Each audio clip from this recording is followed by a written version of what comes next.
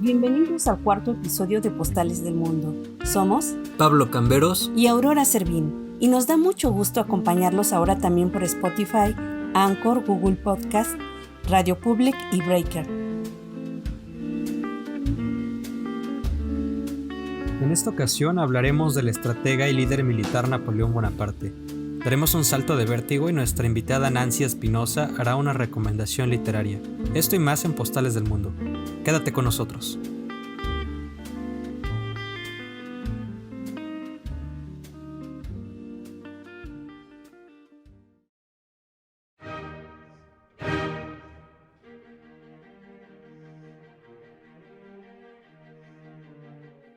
A 199 años de su muerte, ocurrida el 5 de mayo de 1821, la figura de Napoleón Bonaparte sigue presente en la historia como el emperador que logró ganar gran parte de las batallas hasta que llegaron sus dos grandes derrotas, Leipzig y Waterloo. Nació en Ajaccio, en Córcega, una isla francesa que había sido territorio genovés el 15 de agosto de 1769. Se dice que era un niño carismático, generoso, que gustaba involucrarse en peleas de sus compañeros. Tenía 9 años cuando consiguió una beca para estudiar en la Academia Militar de Brienne, en Francia, lugar en el que permaneció durante 6 años. Su estadía no fue grata para un chico que, a pesar de hablar francés, su acento era marcadamente italiano, lo que provocó la burla de sus congéneres. Fue una etapa decisiva en la formación de su carácter, capacidad y liderazgo, lo que le permitió ganar respeto. Luego, gracias a su sobresaliente desempeño académico y militar, se trasladó a París, donde continuó su formación y recibió el título de oficial. Al morir su padre, tuvo que regresar a la ciudad de Córcega, donde continuaba la lucha independentista encabezada por Pascal Paoli. Napoleón le dio batalla al unirse a la facción contraria. Las fuertes tensiones hicieron que su familia y él huyeran a Francia, que vivía su propia revolución. Ya en Marsella, la familia Bonaparte pasó problemas económicos, pero el panorama cambió cuando el joven Napoleón se reincorporó al ejército francés. Desgarrada por la guerra civil, Francia estaba en lucha con casi toda Europa. Gran Bretaña, España, Prusia y Austria buscaban destruir la nueva república. Bonaparte fue enviado a Toulon en 1794 como capitán de artillería. Era una ciudad de 28,000 habitantes. La costa sur se había rebelado contra la República y cedió su puerto a los ingleses para realizar la defensa desde ahí. Napoleón, de 24 años, dio muestras de su gran capacidad de estratega militar. Sus soldados lograron apoderarse de los mandos en el puerto y bombardearon a la flota inglesa. Hizo caer a la ciudad. Resultó herido en la pierna por una bayoneta enemiga, pero los oficiales aristócratas huyeron del país, lo cual significó para Bonaparte su rápida promoción militar por su valentía en la batalla. En tan solo 3 meses, ascendió de capitán a brigadier. Sus campañas de guerra lo llevaron a conquistar gran parte del territorio europeo, al grado de ser considerado un personaje polémico, héroe, tirano, revolucionario y genio. Napoleón puso orden en París, algo que parecía imposible para militares de mayor rango. Acabó con la revuelta promonárquica que deseaba tomar las Tullerías. En 1796 se casó con Joséphine Beauharnais. Como los ingleses y austríacos seguían molestos con la ejecución de Luis XVI, ocurrida en 1793, atacaron sin descanso a Francia con la finalidad de derrotarla e imponerle un nuevo rey. Napoleón avanzó por el norte de Italia y derrotó a los austríacos. Se desplazó a una nueva campaña en Egipto, conquistó desde ahí todo el Oriente Medio y la preciada colonia inglesa, India. También fracasó en numerosas ocasiones, en la campaña de Egipto y Siria, a pesar de que descubrió la piedra de la Roseta, en la batalla de Trafalgar, en la batalla de Bailén y en la de Vitoria. A su regreso a Francia, ante los enfrentamientos entre monárquicos, jacobinos y moderados, la revolución se encontraba en peligro, por lo que el 9 de noviembre de 1799 secuestró a la asamblea con el apoyo del ejército y dio un golpe de estado que es conocido como el 18 Brumario. consiguió que los diputados franceses nombraran cónsules provisionales a Sieyès, Roget-Ducos y a él mismo, creando lo que se conoció como el Triunvirato. Inmediatamente se preparó una reforma constitucional y aseguró el orden social del país, desterró a los jacobinos. Rápidamente creció su popularidad, lo que lo condujo a recibir el título de emperador de Francia el 2 de diciembre de 1804. Napoleón invitó al Papa Pío VII para que acudiera y dotara de prestigio al acto. Junto con su esposa Josephine, se dirigió a la Catedral de Notre Dame para ser coronado. Las calles engalanadas para la ocasión y un gran cortejo los acompañó. Ya en la catedral no fue el Papa el encargado de coronarlo, pues solo acudió como espectador. Napoleón sostuvo la corona y la ciñó a sí mismo. Se autoproclamó emperador de Francia. Después hizo lo propio en la cabeza de su esposa al arrodillarse ante él. De esta forma comenzó el primer imperio francés o imperio napoleónico que duró hasta 1815. Obsesionado con el poder, se divorció de Josephine para casarse con la archiduquesa de Austria, María Luisa, quien para 1811 dio a luz a su hijo Napoleón II. Durante esta época, el imperio francés alcanzó su máximo esplendor.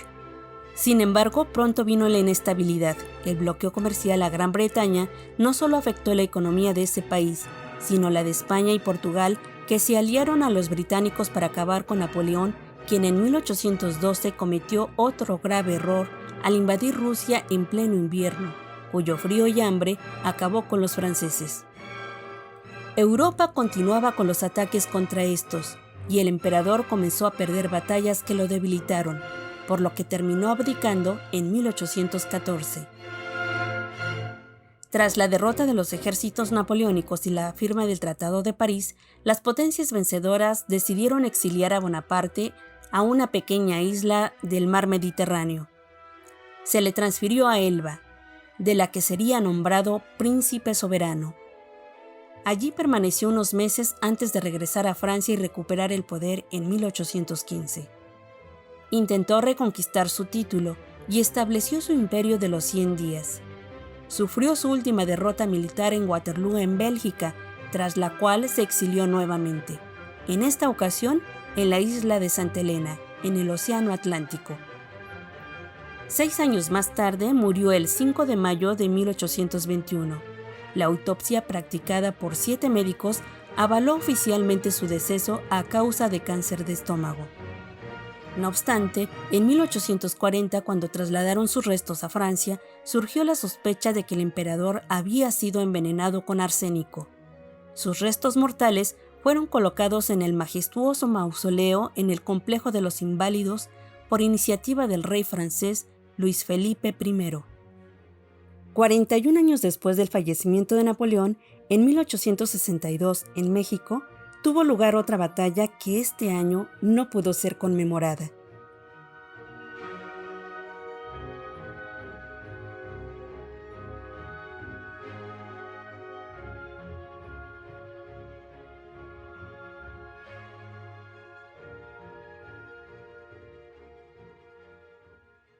La representación de la Batalla de Puebla, que se lleva a cabo cada año en San Juan de Aragón, en la Ciudad de México, tuvo que ser suspendida por la pandemia. Esta celebración, que reúne aproximadamente 10,000 personas, solo se había suspendido en 1979 por problemas en el ejido y en 2008 se recorrió 2 semanas por la crisis de influenza. Se piensa reprogramar para el 11 al 13 de septiembre. La alcaldía Gustavo Madero informó que lograron un acuerdo con autoridades originarias del pueblo de San Juan de Aragón para cancelar las celebraciones por el 5 de mayo con el fin de coadyuvar a reducir los contagios por coronavirus. Mientras tanto, en Peñón de los Baños, en la alcaldía Venustiano Carranza, muy cerca del Aeropuerto Internacional de la Ciudad de México, tampoco se realizó la edición número 90 de la conmemoración como medida de prevención de contagios por coronavirus. Recordemos que, de acuerdo con las autoridades federales, se estima que entre el 6 y el 20 de mayo se registre la mayor cantidad de contagios y decesos, de tal manera que los sacapuaxtlas franceses y las nacas que representan a las soldaderas se quedaron en espera del llamado de los cañones en la batalla contra los franceses. Músicos y comerciantes de la zona se vieron afectados ante la falta de turistas nacionales y extranjeros que año con año se dan cita en el lugar para la conmemoración de dicho acontecimiento histórico. Nancy Espinosa de Entre Música, Libros y Café tiene una recomendación especial para nosotros. Vamos a escucharla. Hola, ¿qué tal amigos? Buenas tardes. Les saluda con el gusto de siempre su amiga Nancy Espinosa de Entre Música, Libros y Café. Y en esta ocasión, aprovechando que estamos en casita, que no podemos salir a menos que sea algo urgente, algo que realmente necesitemos hacer en la calle, pues lo podemos hacer, no sin antes con las debidas medidas sanitarias de precaución, como es el cubrebocas, como es tu gel antibacterial. Y pues bueno, olvidémonos un poquito de lo que es la pandemia y aprovechemos este tiempo para leer, para despejar la mente, para relajarnos un poco, para aprender un poco más. No sé, la lectura nos llena de muchísimas ideas, muchísimos conceptos, nos sirve para muchísimas cosas.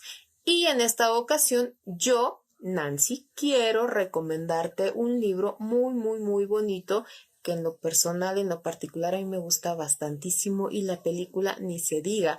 Tan así que me hace llorar, pero no les voy a explicar más de la película ni mayores detalles del por qué lloro. Simplemente les voy a hablar un poquito de lo que es La ladrona de libros. En esta ocasión, Markus Zusak nos presenta esta bonita novela que habla sobre una niña judía, tenía muchas ganas de querer leer, pero pues bueno, en el pueblo donde ella estaba no lo podía hacer tan abiertamente.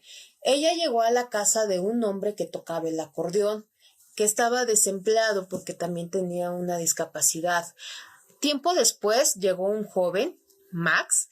Él hacía cuentos de horror para olvidarse un poco de lo que estaba sucediendo en ese momento, que era la guerra. Digamos que había cierto repudio hacia los judíos por parte de los nazis, por parte de Hitler. Y pues bueno, en esta ocasión la guerra los estaba aislando también en ciertas épocas, en ciertos periodos, inclusive en la noche, de repente sonaban las sirenas y ellos tenían que salir de sus casas e irse a unos búnkers donde ellos tenían que pasar la noche o el día o el tiempo que fuera necesario mientras las bombas, los misiles dejaban de caer, pues cerca de sus casas, cerca de sus viviendas, cerca de donde ellos estaban habitando. Desafortunadamente en esta novela nos vamos a encontrar con episodios de muerte, de desolación, episodios muy bonitos que hablan sobre el amor, sobre la compañía, la confianza, el guardar secretos, el tenerte que esconder para poder sobrevivir, el que muchas veces tengas que robar para poder comer. La ladrona de libros es una novela muy bonita, nos da muchos consejos, muchos aprendizajes, al igual que El niño de pijama rayas, pero en esta ocasión yo les recomiendo que lean La ladrona de libros.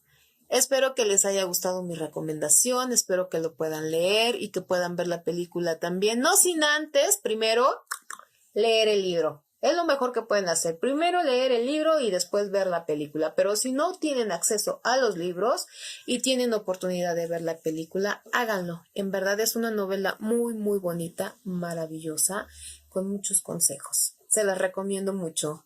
Nos vemos pronto. Yo soy Nancy Espinosa de Entre Música, Libros y Café. No se olviden de darle like a la página de Enigma Cero Radio, transformando la radio para millones de conciencias. ¡Enigmatízate! Viajemos ahora al siglo XVI para descubrir cómo es que Miguel Ángel Buonarroti, de escultor, tuvo que convertirse en pintor.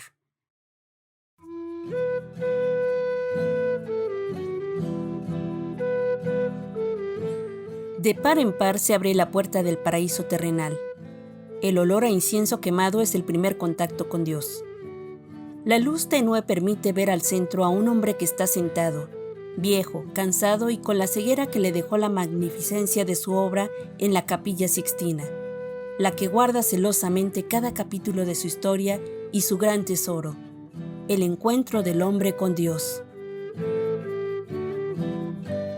Miguel Ángel Buonarroti, conocido como el Divino, Señala con su dedo hacia la bóveda de la capilla, ahí donde el origen del hombre comienza a ser escrita. El Todopoderoso, custodiado por sus ángeles, se muestra como un hombre lleno de amor y bondad, pero firme e imponente. Extiende su brazo derecho como si su dedo índice estuviera a punto de tocar a su mayor creación, Adán, quien reposa sentado y apoyado sobre su brazo derecho, su pierna izquierda flexionada, mientras que su brazo y mano izquierda se extiende hacia el Padre como quien busca su protección. Es la unión de lo perfecto, de lo divino. A lo largo y ancho de 500 metros cuadrados en forma de rectángulo de la bóveda de dicha capilla, desde el extremo del altar hasta la puerta de entrada, Miguel Ángel ha dejado constancia del Génesis, trabajo que durante 4 años no fue fácil, pero tampoco imposible para un escultor que se vio obligado por su mecenas, el Papa Julio II, a decorar con su talento el techo pintado en azul con estrellas que años atrás había sido realizado por Piero Matteo di Amelia. Cada personaje bíblico da la impresión de haber sido pintada en relieve. La belleza de los cuerpos, la técnica usada y la paleta de colores parecen dar vida a la obra de Dios. El tiempo nos lleva de la mano para ver al maestro Miguel Ángel creando durante largas horas sus bocetos. Modelos llegan, modelos se van. Las condiciones de trabajo son bastante complejas, pues el genio no desea ayudantes ni que se le moleste ante la curiosidad de la máxima autoridad católica. Debe pintar acostado en un andamio a gran altura, alumbrado tan solo por unas velas. La pintura gotea e invariablemente cae a los ojos del artista. Buonarroti va dejando registro de sus pinceles, de sus colores que van formando personajes desnudos que muestran la belleza y armonía de sus cuerpos, captando escenas desde la creación de la luz, la creación de las plantas y los astros, la creación de Adán, la de Eva, el pecado original y la expulsión del paraíso, el sacrificio de Noé, el diluvio universal y la embriaguez de Noé. Los antepasados de Jesucristo quedan plasmados en los lunetos arriba de las ventanas y en los triángulos. 4 historias de la salvación de Israel quedan mostradas a las pechinas de la bóveda. Concluye la primera etapa del encargo. Abajo, es custodiado por la Galería de los Papas y los frescos de artistas renacentistas, Perugino, Botticelli, Ghirlandaio y Cosimo Rosselli, pasajes dedicados a Cristo y a Moisés pintados en la década de 1480. El pontífice Julio II aprueba con admiración la obra que deberá dejar constancia del poder que tiene como cabeza de la Iglesia Católica, de su labor como pastor de ovejas perdidas que deben regresar a su rebaño. Así recordamos al escultor y pintor, quien un 10 de mayo de 1508 firmó contrato para pintar la bóveda de la Capilla Sixtina. Como diría el poeta Ludovico Ariosto, Miguel, más que mortal, ángel divino.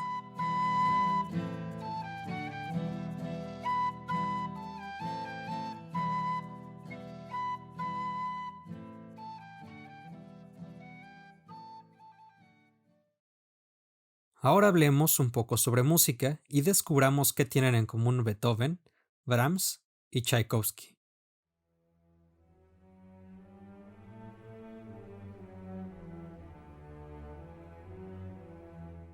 Nunca rompas el silencio si no es para mejorarlo, y el propio Beethoven rompió el silencio para mejorarlo. Considerada una de las más grandes obras maestras de la historia de la música, la Novena Sinfonía fue compuesta por Ludwig van Beethoven en 1823 para poner música a los versos de la Oda a la Alegría del poeta alemán Friedrich Schiller. Varios compositores como Schubert y Mozart habían musicalizado esos versos, pero ninguno de ellos con la fuerza y presencia de la genialidad de Beethoven.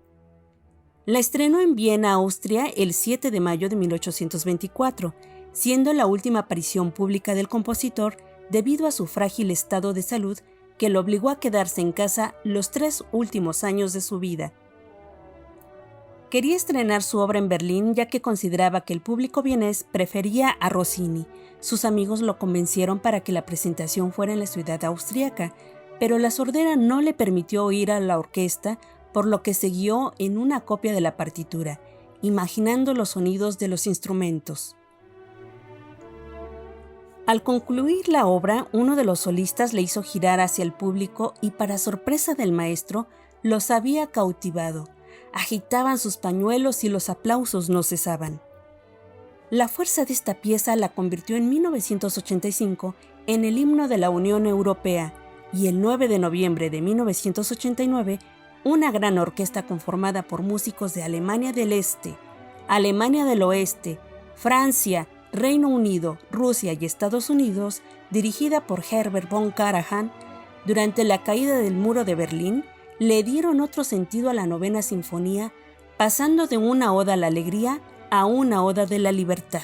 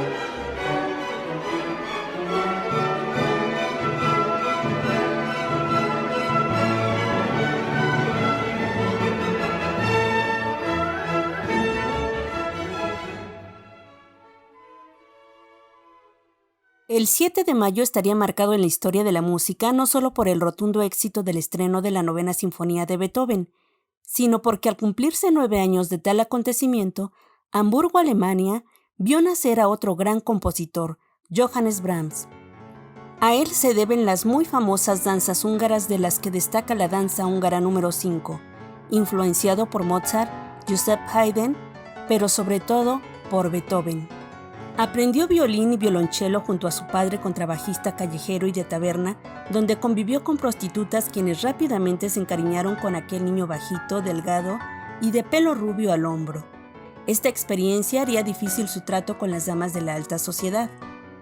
De teatrero calificó a Franz Liszt, y en uno de sus conciertos se quedó dormido. Las composiciones del joven Brahms, de 21 años, cautivaron al ya experimentado Robert Schumann y a su esposa Clara, de quien Johannes estuvo enamorado el resto de su vida. Schumann se apresuró a escribir un apasionado artículo en una revista de la época que le abrirían las puertas al que con el tiempo sería su gran amigo. En 1868 logró la fama en toda Europa por el estreno de Requiem alemán, originalmente compuesto para el funeral de Robert Schumann, pero no concluyó la obra hasta 12 años después, en que fue tocada con motivo de las honras fúnebres de la mamá de Brahms. El músico murió el 3 de abril de 1897 en Viena, víctima de cáncer de hígado. En 2012, la radio británica BBC hizo un anuncio importante: el hallazgo de una partitura para piano titulada Alumblad, que compuso Johannes Brahms, ocurrido en la biblioteca de la Universidad de Princeton, en Estados Unidos, por un músico británico al consultar un libro que había pertenecido a otro director de orquesta alemán.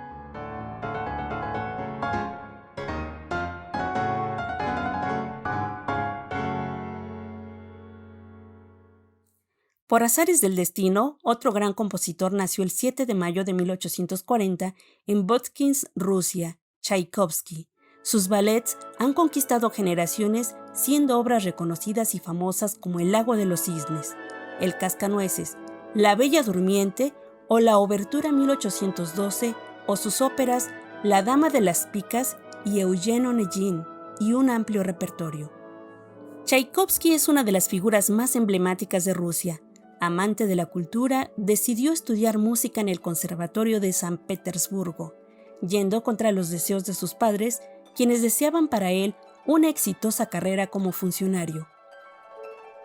Su vida estuvo caracterizada por la inseguridad en sí mismo y por periodos depresivos causados por las críticas y por su homosexualidad que ocultó con un matrimonio frustrado con Antonina Milukhova.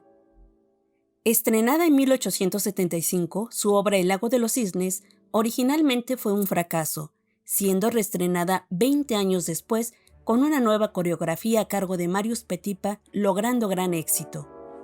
La notoriedad del compositor creció así como su agitada vida personal.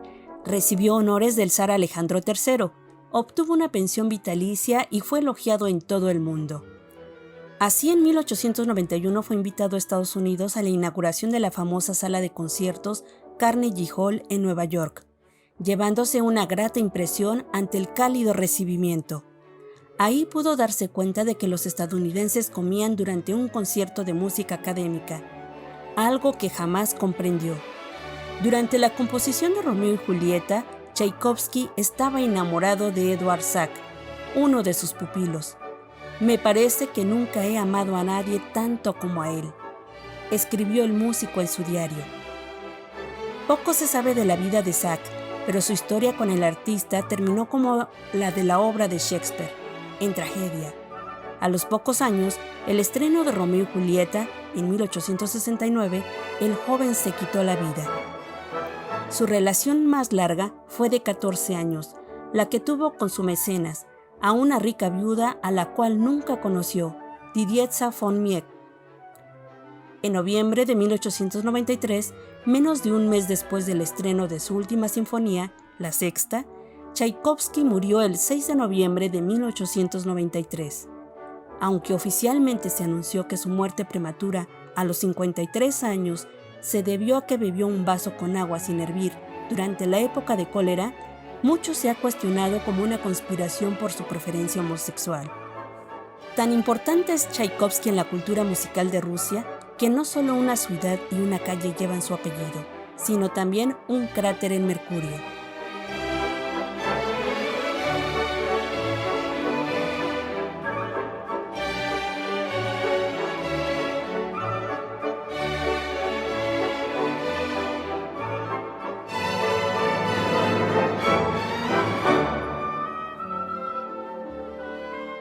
Regresemos a la Tierra para conmemorar a dos de los más grandes cineastas del siglo XX.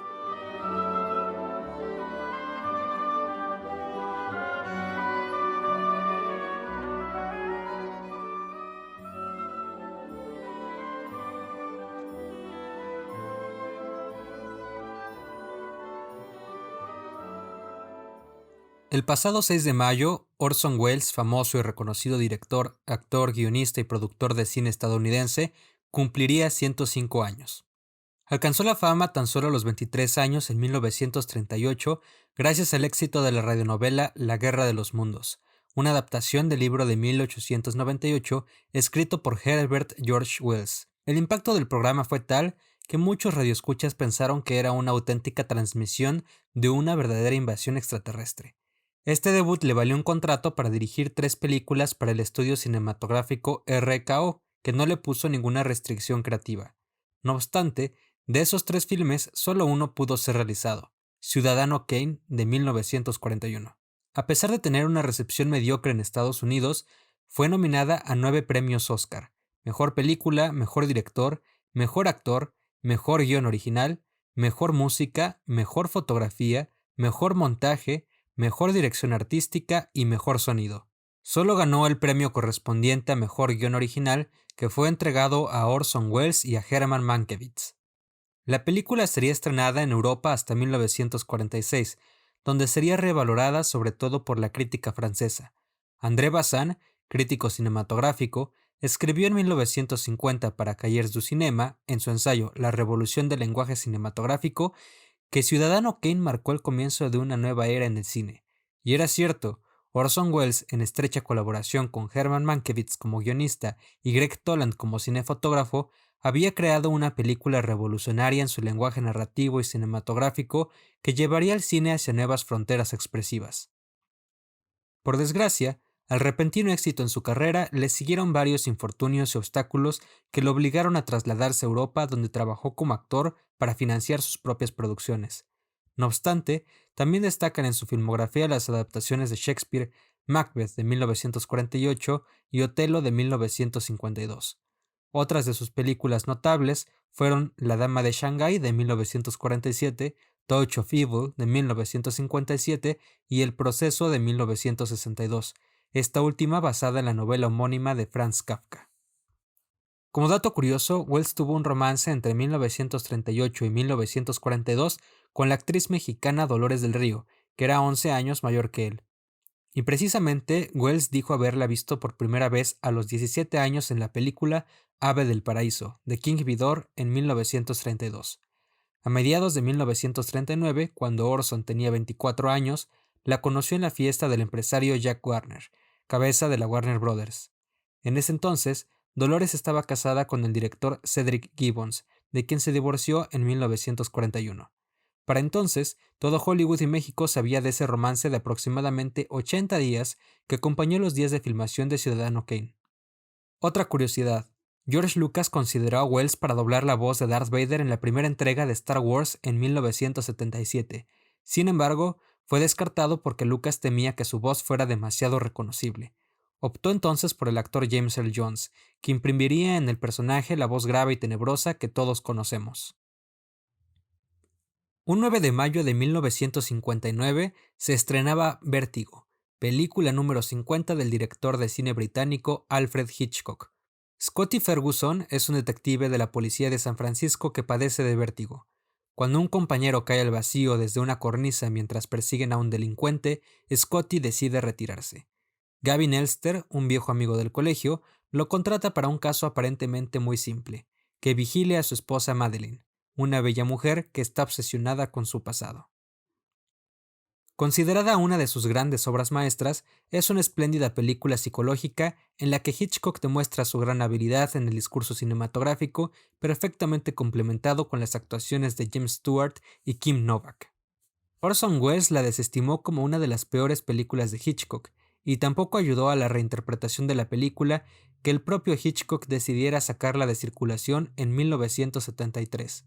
Solo hasta 1983, 3 años después de la muerte del director, Vértigo pudo volver a exhibirse con libertad absoluta.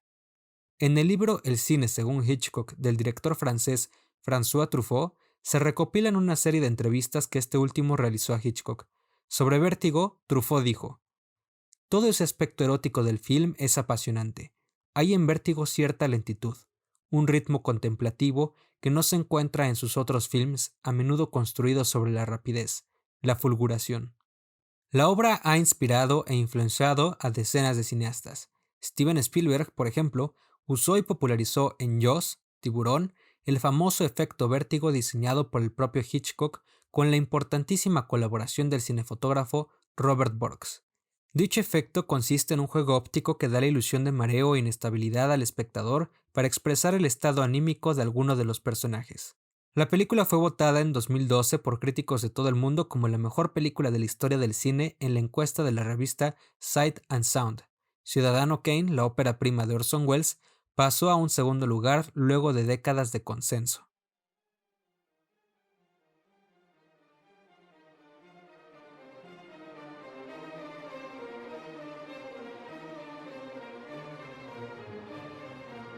Hasta aquí el cuarto episodio de Postales del Mundo. Muchas gracias. Síguenos en Instagram como @postalesmundo y en Twitter como @postales_mundo. Esperamos tus comentarios. Hasta pronto.